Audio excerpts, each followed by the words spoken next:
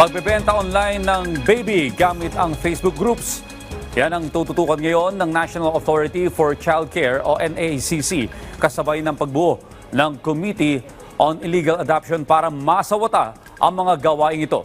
Ang detalye sa report ni Rod Lagusad.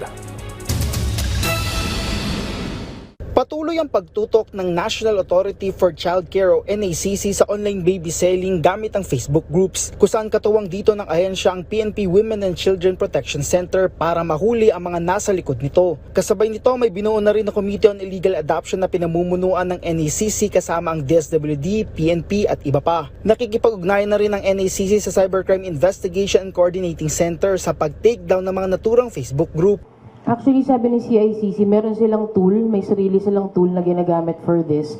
And ang tinanong lang nila sa amin is magbigay kami ng mga keywords na kung ano yung mga dapat i-take down. Anya, nagsisilbing hamon ito lalo't nakakagawa uli ng bago ang mga nasa likod nito. Ayon sa PNP, sa mga online group na ito ginagawa ang transaksyon kung saan may mga pagkakataon pa na ang middleman ay nagpapanggap bilang social worker. Napakahirap lang para sa PNP na ma-monitor kasi minsan pagka natutunugan nila na nape-penetrate natin yung kanilang account, pag binuksan ulit natin, dissolve na or deactivated na yung account. So they will create another account para doon sila mag-usap. Sa kabila nito, patuloy ang kanilang pagsisiyasat kasabay ng koordinasyon sa iba pang mga ahensya. Anya, sa Facebook pa lang nila nakikita ang ganitong aktibidad habang wala pa naman silang nakikitang sangkot na sindikato rito. Dahil kadalasan sa mga ito ay individual transactions na nakadepende ang halaga ng bentahan sa pangangailangan. Paalala nila ay maging maingat sa pagpo-post sa social media ng mga picture ng mga bata na maaring magamit ng mga masasamang loob.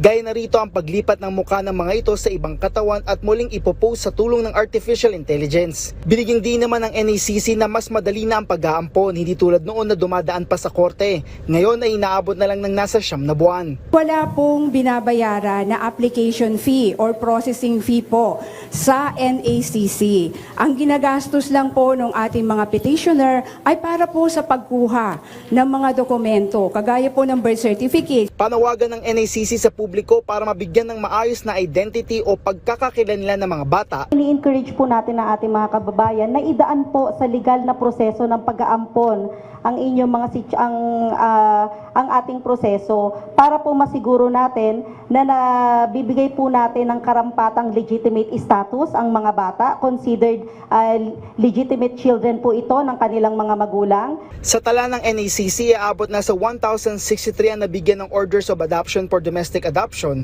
habang 480 naman pagdating sa inter-country adoption. Rod Lagusad, para sa Pambansang TV, sa Bagong Pilipinas.